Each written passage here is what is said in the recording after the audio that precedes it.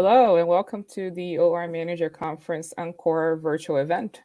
I'm Tercilla Mora, Senior Editor of OR Manager, and I'm pleased to welcome you here for our live discussion with the Program Committee from the 2021 OR Manager Conference. Today, members of the Program Committee will share with you the biggest takeaways from Chicago. Throughout today's session, we encourage you guys to submit your questions in the Q&A chat section on your screen. The session is interactive, and our panel would love to hear from you. We will address audience questions throughout the discussion, so please be sure to start adding your questions. It is now my pleasure to get started with the biggest takeaways from Chicago.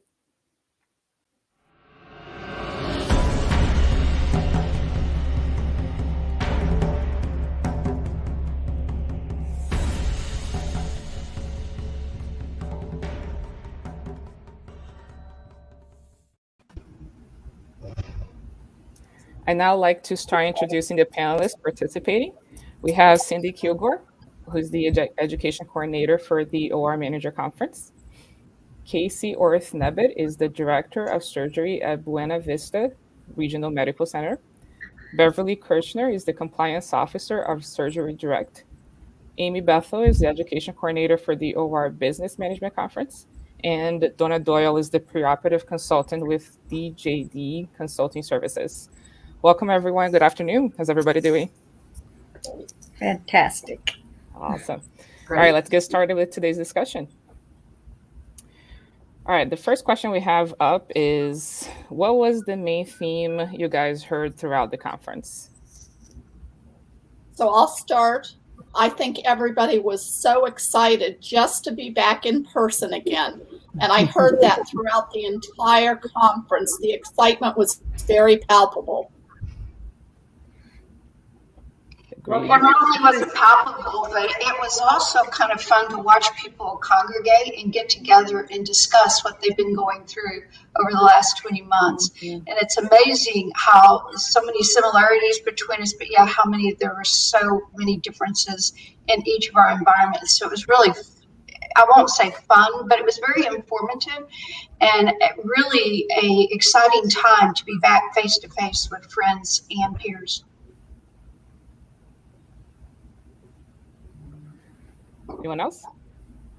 I was just going to add to, people love the networking, and I think everybody really missed that. And so being back face to face was a lot of fun for people. Yes, I agree.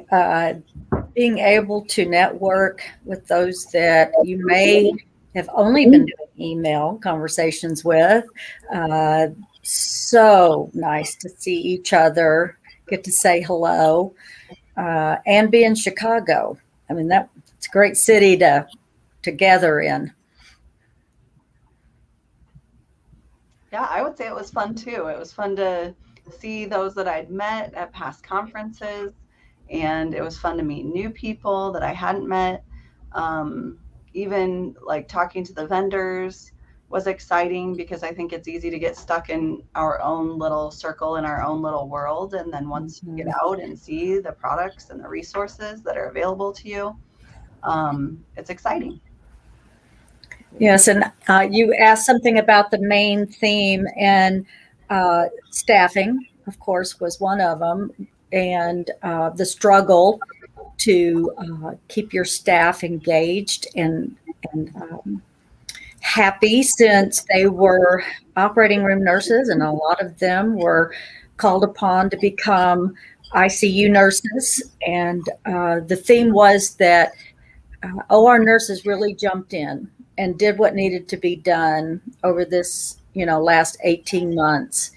And what can we do as leaders to give back to them and keep them highly engaged and stress-free? Yeah, and I think, Cindy, I think you're right. We do a lot to care for our patients, but we aren't very good about caring for ourselves. So resilience was a big theme. How do we provide that self-care that keeps us going so that we can keep our patients going? Absolutely. All right, awesome. I guess in the just continuing that vein, what were some of the biggest challenges you guys heard from attendees that were dealing with in their jobs? Like, for instance, COVID-19 recovery was a big one. Do you guys have any others? I think staffing was a theme throughout this whole conference. And I think one of the other themes that ran through it is nursing education. And how are we going to replace the baby boomer nurses that retired during COVID just because they just couldn't take it any longer?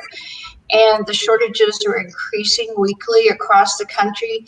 And I think that when we were talking about different ways of helping, one of the things that came away from some of the educators was that their hospitals shut down and are not allowing nursing students in to do their clinicals, and therefore that's holding up their graduation. So I think that that was a huge theme, and I expect that theme will be another theme that will be flowing through next year's conference too, because we've got to work together to figure out how to fix staffing, not just in perioperative setting, but in nursing, period. Yeah, Beverly, you are absolutely on par with that. I think in addition to that, because our elective surgery shut down essentially for a period of time, our organizations are experiencing, a financial problem as a result of that. And so how do we continue to care for our patients in an environment where we're told we have to do more with less? And staffing is a big component of that. So how do we keep people engaged? How do we keep them in our departments? And how do we use recruitment and retention strategies so that we can attract folks from all generations? Mm-hmm. Yeah, I would agree. The financial pressures, I think, are going to increase when you have a large percentage of your surgeries shut down for a period of time. They always look to the operating room to provide the revenue. I mean, it's the largest revenue producer typically in a hospital. So we're going to be under tremendous pressure to make that up. Yeah. Yes, I think that was a challenge I heard from so many of the leaders, is we are now seeing a surge in cases coming back, yet we don't have a surge in our staffing. And so how do we handle that? How do we parlay that into the correct areas that we have, and get back to where we can do elective surgeries rather than just, crisis management? And I think leaders are looking for solutions, and was one of the reasons, not only just to see each other, but to come and try to find some really good solutions to what they're facing coming up in the future with kind of the floodgates opening back up. It's actually a nice segue to the next question. Any solutions that jumped out at you guys? Any wins or accomplishments that you heard discussed at the event or any of the sessions? I did. I heard some, especially in the Ask Me Anything sessions, that was a main theme question. It's recruitment and retention, and we're competing with traveling. In one of the sessions, it was offered that, eventually there might have to be mandates for traveling.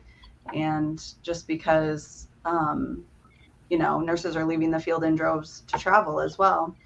But we did talk about recruitment I know in my Ask Me Anything session for new managers, and in the PACU Ask Me Anything session that brought up as well. And some wins there are, going to the high schools. And, it's the opposite of what we did during COVID, but we're starting to come out of that now where we're asking students to come. And that's not necessarily just nursing students or just students that are already enrolled in a program, but it's starting recruitment a little bit earlier, and trying to get kids that maybe aren't sure what, they're interested in the medical field, but they're not sure what the place is for them. I find even a lot of nursing students don't necessarily know very much about surgery. So it's a great opportunity to go and talk to people that are interested in the medical field, and maybe even get them to job shadow, or, you know, give them as much information as you can about your field and start to recruit earlier. I'm glad you mentioned that, because one of the nurses that I spoke with, one of the nursing leaders, said that she is actually hiring nursing students to come in and work mostly in a nursing assistant kind of way, but also getting them to see how to scrub and what it takes in SPD, and that she's interviewing them the whole time they're working for her, and then at the end of their education and when they're looking to graduate, she is looking at the ones to take immediately into her facility, and I thought that was a great idea. Mm-hmm. I actually have a question from the audience, from Kevin. Can you clarify what you mean by mandates for travel nursing? So it was just a theory that one of the nursing leaders brought up, and I think it was during the past PAC You Ask Me Anything session. Is one of the leaders, you know, prophesized, I guess, or predicted that in the future there, you know, it may have to come to the point that you know, there's some sort of regulations regarding, I don't know whether it would be with travel, like a certain percentage of your staff can only be, you know, you have to have this percentage of permanent staff, or you know, in compensation perhaps for the agencies, limits on that from Medicare or Medicaid. You know, and of course that involved the question, you know, how can hospitals afford to stay profitable under those circumstances? So, you know, interesting questions were brought up. And like I said, it was just a theory that was brought up that I thought was interesting as well. But I think that's what we're going to have to do, right? We're going to have to be forward thinkers. And, you know, obviously increased pay for the nurses, that's clearly an option too. But if you've done that, you know, and you're still having nurses leave for various reasons, you know, we're going to have to be a lot more creative. And there were a couple sessions as well, on at least one session on creative staffing solutions. So we kind of talked about that a little bit too. And with the staffing coming in, you know, having to be a little bit more flexible, just because, you know, generational differences, having to be more flexible, more creative with staffing solutions. I think one of my colleagues said that they talked about like on-call, like weekend package. So in order to just help cover their call shifts over the weekend, they hired a group, let's say 3 on-call staff, but that was their entire work week, was just being on call for emergencies Friday through Sunday or Friday through Monday. And I thought that was an interesting thought, you know, things like that we're thinking out of the box and may not have thought of before. You know, if there's things people like about travel nursing, how can we bring that into our permanent staffing solutions as well? Absolutely. To stay on staffing for a little bit, I think we were already touching on sort of the solutions that were already starting to strategize that came out of the event. What do you guys see as the future for nursing and staffing? Cindy, you're laughing. Well, because I mean, when Casey was talking, I mean, I heard so many leaders, and I experienced this myself as a director, is that the travel nursing is becoming very, very profitable for those who have these companies, and for a nurse who is not getting what they need at their local hospital is looking for different opportunities. And there are these companies now that will even allow you to travel within your own city. And so I think, and make more money. Now, of course, you're not paying, you know, you're going to have to pay all your own benefits. And these are some of the things that the younger nurses don't really think about. as they're joining travel nursing. But I think hospitals are really going to have to look at how they are incentivizing their nursing and look into a lot of the aspects of it's not just money that keeps people at a place. It is interpersonal relationships, how the leadership treat their staff. Are they hiding back in their offices, or are they truly in there rounding? Because as we've heard over and over again, people leave institutions, not their manager. If they have a team and a family there, they are very, very loyal. So I think in the future, we really have to look at the things that create real true reasoning for staying. And the dollars just isn't always what it's about. Well, we have to go back. I mean, we've been dealing with nursing shortages off and on for decades. And I think this one is different. And we really, as organizations, really need to take a deep dive into the whys.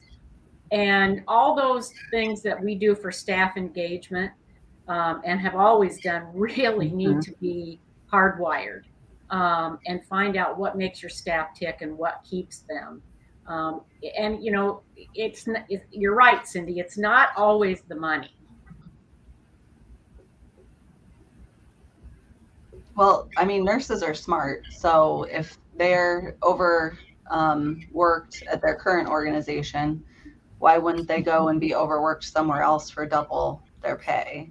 You know, so nurses will figure out a solution, and you know, they're autonomous, so they know that they're in a valued profession, and they can find a way to, you know, they can find something that fits if they're not finding it where they're currently at. And then it looks like Kevin was saying that, you know, if we're regulating the supply of healthcare professionals, if there are mandates, you know, it could propose the problem that there'd be less clinicians available and less entering the field. I don't disagree. I know that a hospital near me, that reminded me that when Cindy said that even within the same city, they're allowing nurses to travel. The hospitals in Omaha, which is south of where I live, but not far from me, the hospitals have an agreement with each other not to accept travelers from within Omaha. And now they have a suburb, so I'm not sure what the technicality of that is. But if the hospitals come to an agreement, the local hospitals come to an agreement, if you have 4 competitive hospitals or whatever, to an agreement that, you know, we're going to hire, if we're hiring travelers, we're going to hire them from, you know, not the ones that are going to, they can't just hop, so to speak. They can't hop from hospital to hospital within the same 60-mile radius or whatever, just because the hospitals have that agreement. So from what I understand, I mean, that helps a little bit, but that doesn't mean that you can't, a nurse couldn't still do that, right? They could still just get hired at the hospital instead of traveling. And so it'll be very interesting. I don't know that anyone has all the answers, but like I said, we're just going to have to continue to be creative. Yeah.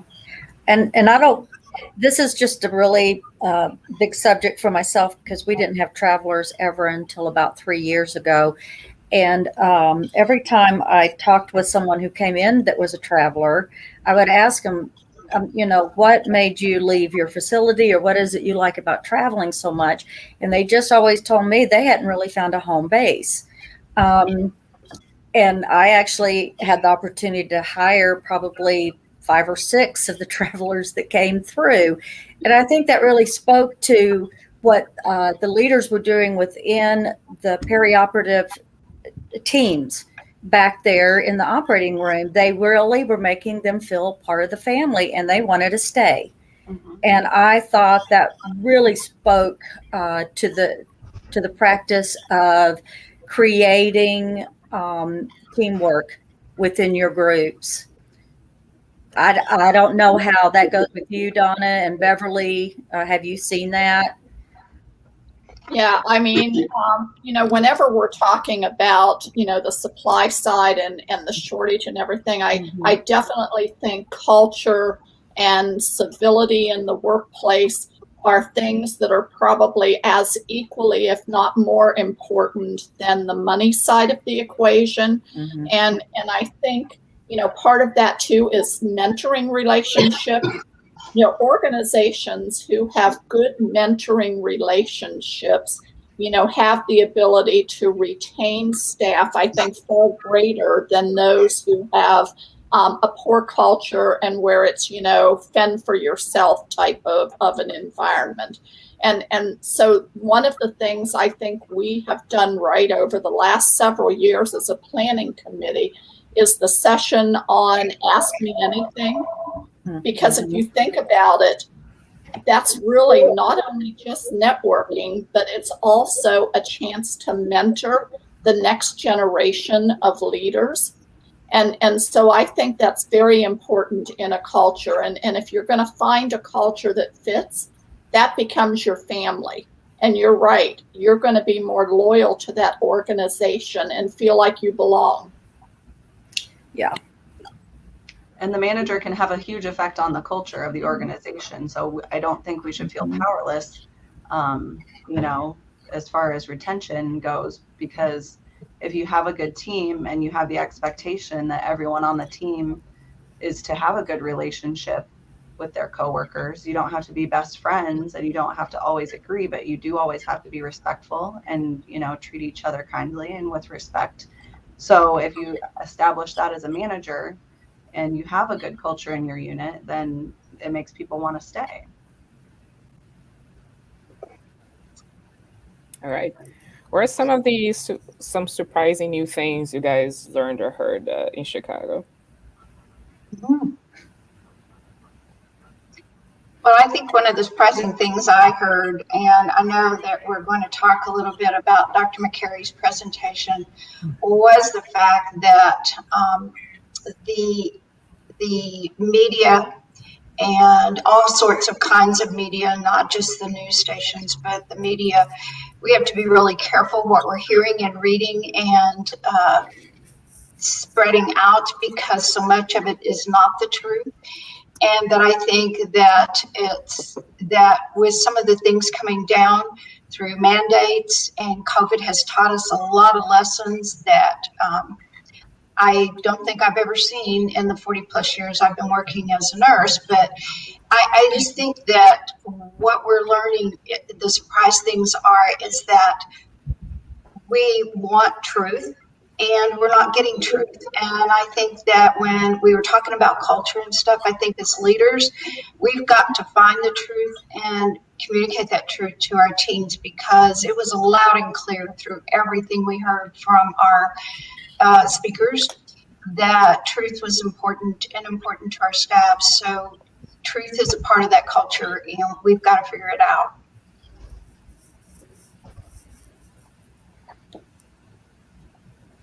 One of the sessions that I attended was on telehealth and the advances that it is making within perioperative services. And it was with our ASC track, and it was very, very interesting how they are able to go into rural communities and have specialists be able to participate in surgeries virtually. I know we've heard of this in very selected cities and places, but that is a real growing entity, and the pandemic really just kind of pushed that along much, much quicker with teledoc and telehealth and things like that. So I was kind of surprised at how quickly it is been embedded into the industry. Oh, well, I think another place too was the ASC industry. COVID has really brought a light to the ambulatory surgery centers and their value in healthcare. And the ASC stepped up to the plate and became Hospitals Without Walls. Through this, we could convert ourselves to HOPDs and keep patients longer than 24 hours. And a lot of centers did that. Also, tremendous growth in the number of surgery centers being built during the pandemic, because the hospital systems found out we weren't shut down for near as long as they were. And therefore, we didn't have the backlog in surgeries or the complaints, and we were able to move forward. The other thing is supply chain management. We haven't talked much about that, but we're all going to be seeing a lot in supply chain management. Now, in my environment, the ASC, we don't purchase the volumes that these big hospital systems do, and therefore our allocations are very low, so we have to be very careful. But we also have to remember that when we're in a community working, I think this was a theme throughout too, it doesn't matter if you're a hospital system and a competitor, an ASC and a competitor. When it comes to patient care, we have to step to the plate and share knowledge, supplies, and whatever we need to ensure that the patients in our community are well taken care of. And that was a great theme throughout. One of the things I was impressed. Oh, I'm sorry. Go ahead, Amy. Oh, no, go ahead. No, go ahead. I was impressed by Richard Leder's session on the power of purpose. And although it wasn't new information, it was a good reminder to all of us as to why we get up in the morning, why we do what we do. And it just kind of, was a new take on thinking about our purpose within nursing, particularly peri-op. Amy?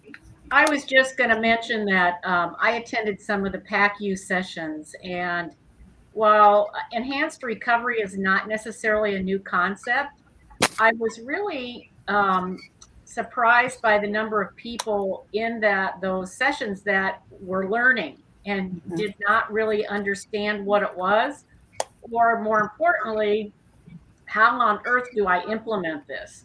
So I think that there was a lot of learning that went on for the participants in those sessions. That's interesting. Case, anything to add, or? Well, I want to add one thing. I think what all of us heard and what we've been saying is our thought processes have shifted some thanks to COVID. We're looking at things differently, and we're finding solutions instead of complaining. And honestly, I heard very little complaining, but people out there finding and looking for solutions and talking to each other to get those, and even using each other's sounding boards, because sometimes you have an idea, but you need to pass it through some other people to see what they think and help you move forward with your idea or look at it from a different direction. And that was huge this time. All right, cool. So we sort of touched a little bit on Dr. Marty McCarty's session, which was a big hit with attendees in Chicago. Besides just the role of media, any other takeaways that you guys can think of from his presentation? Well, one of the things that wasn't a surprise to me, but really came into clearer focus, was our cost, what we're charging patients and what their insurances are paying, and what can we do better as leaders and as a part of the health system to keep that cost down so that our patients can afford to seek and get the care that they need. And I think looking at what he's been doing with his foundation and working with patients to get them out of healthcare debt and to keep them from having to declare bankruptcy was a big piece. I think the other thing that really surprised me in his talk was the fact that that our INH had not funded any grants in the last year for COVID in this country research. And I was just blown away by that, because how are we going to improve and how are we going to find the lessons learned if research isn't being done in our own country and we're having to depend on it from other countries to give us the information we need to move forward?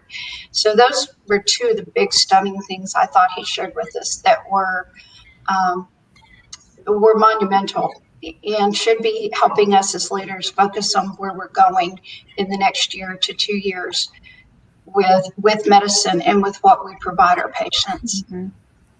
The press Well, breakdowns are great.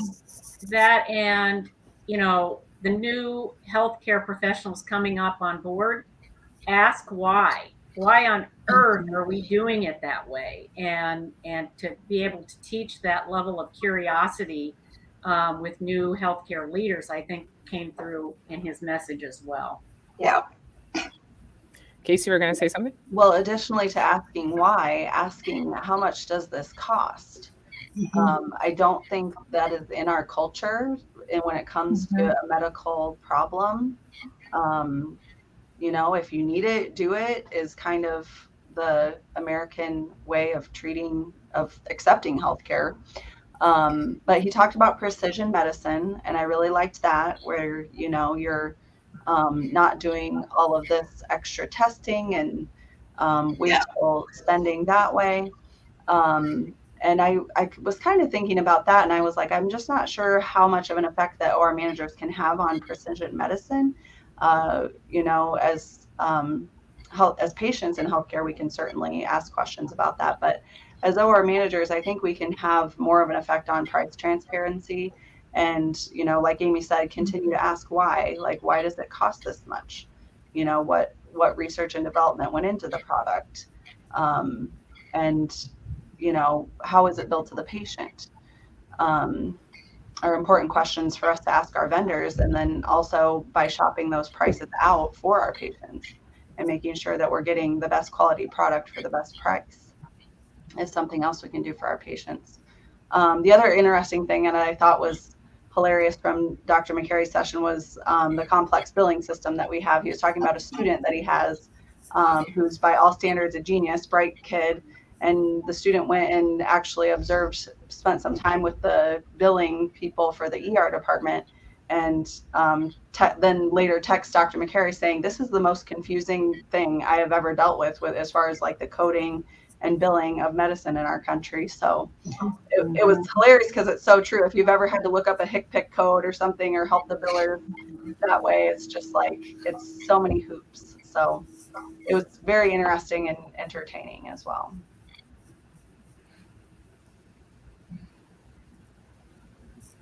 Donna, Cindy, anything to add to the Well, takeaway? I'm just thinking here that, you know, if we think about those individuals who are the disruptors in healthcare, you know, Dr. McCary is certainly at the top of my list. He asks the right questions. He delves below the surface. And Cindy, I think it might have been you that said, you know, we're searching for truth. You know, and how do we know what that truth is? I think he's one of those individuals who's searching for truth as well. And I would listen to him any day of the week.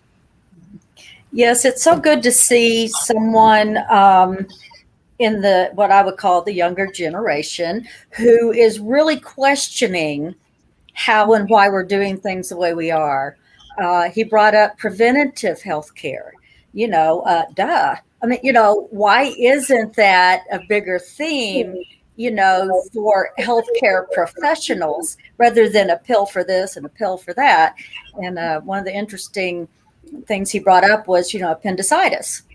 It's always, you know, cut it out. Well, no, there's other things that are less invasive that can be done now that they're working on. And, you know, maybe you have an antibiotic first and it'll go, you know, it'll take its course. So the thought that there's a new generation coming up that is asking these questions and really searching for better ways to do things in healthcare is refreshing. That's what I kind of walked away from his keynote, was that, oh my goodness, this is so exciting. This is a group of people who are really wanting to make a change for the better for our patients. Cool. And outside of his session, of his keynote, are there any other clinically focused sessions that stood out to you, or maybe some of your favorites? Well, actually, I went to one in the vendor hall that I thought was quite good. It was on pressure ulcers, which is, a huge issue. But I thought it was very well done, and you still got CEUs for it, and you still were able to wander around the vendor hall. Yes, We also, we also had a session on the COVID-19 mandate vaccinations, and that went over really well. But the problem is it's changing daily, and so some of the information that was even shared at that time has changed as we have moved forward. And I don't think we have any answers to the mandate yet, except that the federal government has given us some time frames now. And January 4th is right around the corner. And how are we going to work with those who absolutely refuse to get the vaccination for whatever their personal belief or religious affiliation is another target that's coming down on us quickly. And I think that there is a lot that we still need to be looking at in the literature. And I know that OR Manager is going to be putting out a lot more information as it becomes available to us. So stand by, because that topic's not going away, and it's not going to get any better. And we're going to have to work together as teams to figure this out. I can tell you personally, I've done a lot of research because our surgery centers in Colorado were mandated as of October the 1st. We lost 70% of our staff, and I will tell you, we had not turned one staff member in over 2 years in that facility. And it was the young nurses who were in childbearing age, and for some reason they just felt that the vaccine was not for them. And the way it is written in that state, you can get a religious exemption or a medical exemption, and we can mitigate to the best of our ability, but you cannot touch a patient if you've not been vaccinated. You put them at risk. So I think that that's going to be another hurdle we're going to be facing, and I'm really grateful to be a part of the OR Manager team, staying ahead and on top of that and providing information out to all of us. Yeah, I think what's nice and refreshing is also that OR Manager is willing to bring forward these subject matter that can be somewhat controversial, can be discussed openly, because these are type of things that we won't know a lot about it for many more years, but to be able to have those open discussions, I think, are very important. Is anyone else dealing with enforcing vaccine mandates? So the COVID-19, pandemic really kind of brought forth a silver lining of sorts, especially as it relates to smoke evacuation and evacuating aerosols. We have struggled with this issue for years and years, because it's a workplace safety issue. So I know I recently testified on a Senate bill here in Ohio in regards to smoke evacuation. And so I think that topic was very well timed. And I think we're going to hear a lot more as we start to see that domino effect across more than the 5 states that are currently have legislation on this topic. Yes, and in the state of Texas, we're actually had a bill up, and for some reason this year in session, we got 11 bills passed, and we are on our 4th special session, and it has not come back up. So we've gone the regulatory route. And I will also say, those of you who are struggling in your hospital, if you look at the emergency OSHA rule that we are under, and it talks about airborne and how we're protecting us, if you really read that carefully, it falls right into smoke evacuation, and that we have to provide an environment that is safe from these kind of aerosols. And so I think you've got some leverage even in your own hospital systems right now with it, thanks to OSHA's emergency standard.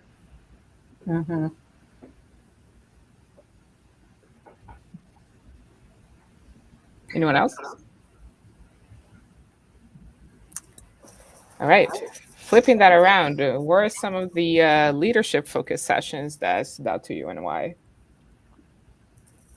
Well, I did a session. It was a workshop on conflict management and emotional intelligence, for example. And we know that conflict in the OR is bound to take place. We work in a very fast-paced, a very turbulent environment where we're trying to care for patients who have life-threatening conditions. And so when conflict comes up, we need to figure out, how do we handle that?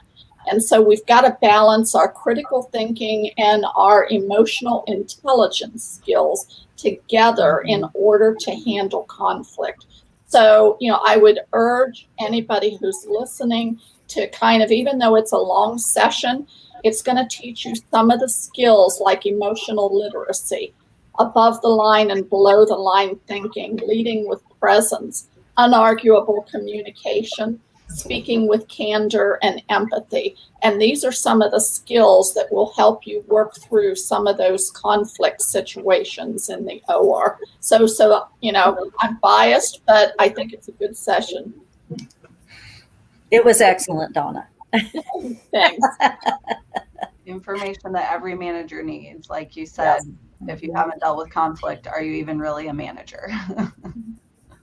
Yeah, I was looking through the leadership series and on demand, and the theme really that I think leadership is looking for is, how do I deal with some really stressed out nurses and my other leaders, especially if you're in a director position and you have managers, a manager, and you have team leaders. It is all about working with them and everyone understanding that conflict is pretty normal, and it is going to be even more higher charged during this time. And so how do we deal with that in a way that you may not always come to a win-win solution, but you come to an understanding? And we had so many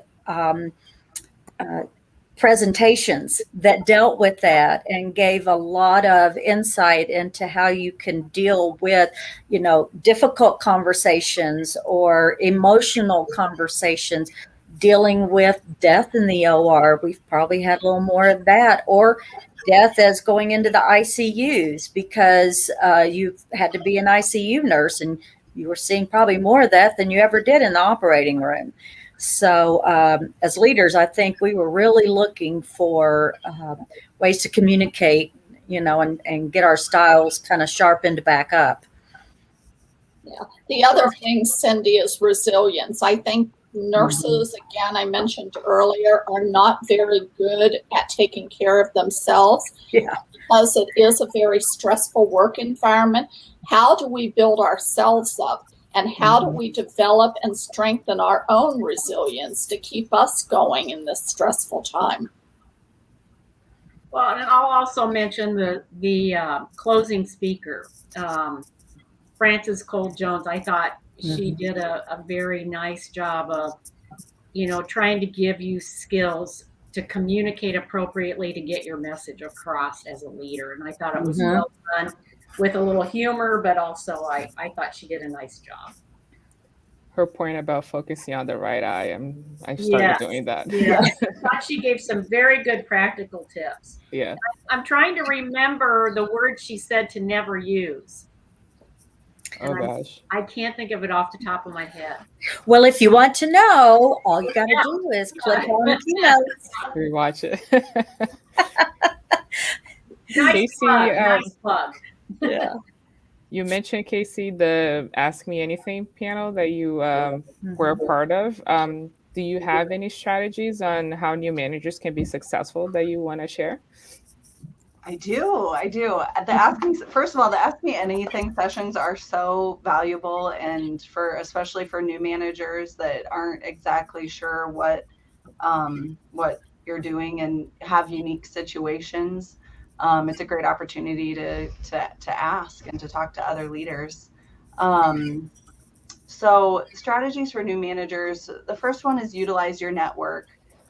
Establish your network, figure out who's in your network might be the first step, but certainly you have a mentor or an administrator or someone and maybe a colleague that you can kind of network with. Also, nursing organizations are a great way to network locally. With, like, in Iowa, the Iowa Organization of Nurse Leaders, through the Iowa Hospital Association, events like AOR, like this, obviously, like OR Manager, and being a member of AORN. Also, there's listserv questions with a lot of organizations that you can get involved in and ask questions there too. Like I said, the conference is a great opportunity. I think the vendors, I think we look at that. I mean, they're vendors, and as OR managers, we deal with a lot of reps. But you can also use them as resources. And I don't think that the new managers necessarily realize that they can be really good resources. Some of those vendors that have been around a long time have a lot of information about the OR, and they know their products inside and out. And if you have a question about a product, I mean, they'll give you all of the information that you need. So you can use them as resources too. So there's just a wealth of information to be gained if you seek it out. And ask for feedback. I think that's one thing that managers aren't sure if they're supposed to do. Like, I'm doing the best I can, but it's okay to ask for feedback. And then on the other side of that, just be kind to yourself. No one is perfect. Just because all of a sudden you have a manager position doesn't mean that you have to be perfect. And I think I touched on that at the Ask Me Anything session. Is, I really wanted to be perfect my first year as a manager, and I lost a lot of sleep over it. And took me a while to realize, no one's perfect. The staff don't expect you to be perfect. In fact, if you are perfect, they're not going to see you as genuine. So, be kind to yourself. That's a good point. Outside of Casey's Ask Me Anything session, any other sessions? We have a question from the audience. Any other session that you guys recommend that they should check out for new managers? Well, I had the opportunity to do the new manager bootcamp. Mine focused mostly on finances. It was entitled Managing Dollars and Cents, and all of the topics that I covered, you could probably spend a whole day talking about them. So it's kind of a nuts and bolt kind of session of just the basic topics. Sherry Voss gave a really nice presentation also on, it's called Rising to the Top, an Effective Guide to Leadership. And it was very thoughtful in how to gain your knowledge and how to express yourself, how to watch for those openings when they come and position yourself well. It was a really good presentation also. Awesome. Another question from the audience. Did any poster catch your eye this year?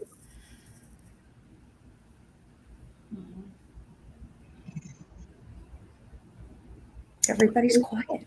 Well, I think if going through the posters online would be very helpful, especially if you're looking to make changes and looking at what other people have looked at for performance improvement projects or areas where they found risk. I think that they give you a valuable starting place for your own facility. So even though some of us think posters, but really and truly posters can give you very good information in a consolidated, concise format that will help you move stuff forward in your organization quicker.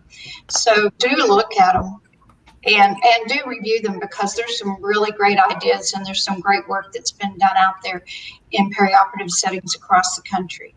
I think the COVID-19 posters was really interesting. I remember one that talked about how using, what was it, like the rubber over vest or whatever, really helped them cut down costs because they just didn't have any of the discardable ones anymore. So the COVID-19 ones I thought were really interesting. All right. We have about 10 minutes. So just to sort of close off, what sessions do you encourage our virtual attendees to be sure to watch during Encore this week? As you go through the Encore sessions, be sure you look at the top, because they're kind of delineated out just as we did with the tracks there on site. And so, but don't narrow yourself down to just one track. You will have the opportunity to be able to review every single Encore presentation, which I find absolutely exciting, because as one person, I couldn't get around to all the ones I wanted to see. And so the ability to sit back and enjoy this at my leisure, at a good time, when I'm ready to sit down with a beverage of my choice and listen to the presentations, I really encourage you to do that and take the opportunity that's being given through this platform. It's just excellent. Yeah, and I think the continuing education credits, when you can do this at your own leisure, and kind of like you said, Cindy, sit down with your cup of coffee or whatever that happens to be, and just learn something new. It might not even be in your track, and it's not your special area, but that doesn't mean that you can't learn something. We are individuals who are lifelong learners, and so not only learning something new, but maybe it'll spark your interest in an area that you never thought possible before.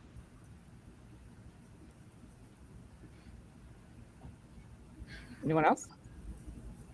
Keynotes. We talked about a few of the keynotes that were awesome. If you have never seen Cy Wakeman speak, run to the link to go see Cy.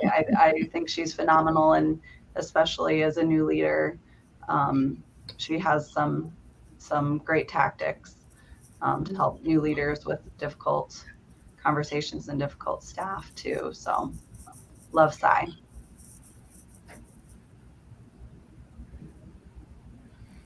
All right. I think this is it, guys. This brings us to a close. I want to remind you guys that today you can earn 1 CE by completing the evaluation quiz that's available in the electronic app. And remember, just like we said here, you can stream all the sessions during the digital event portal through the end of the year. So, start now, start later, but get to streaming and earn those Cs. So a big thank you to our panel. Thank you for everybody who attended today. This was a lot of fun, and I really enjoyed talking to you guys today. Thank you. Thank you. Everybody have a good day. Everyone.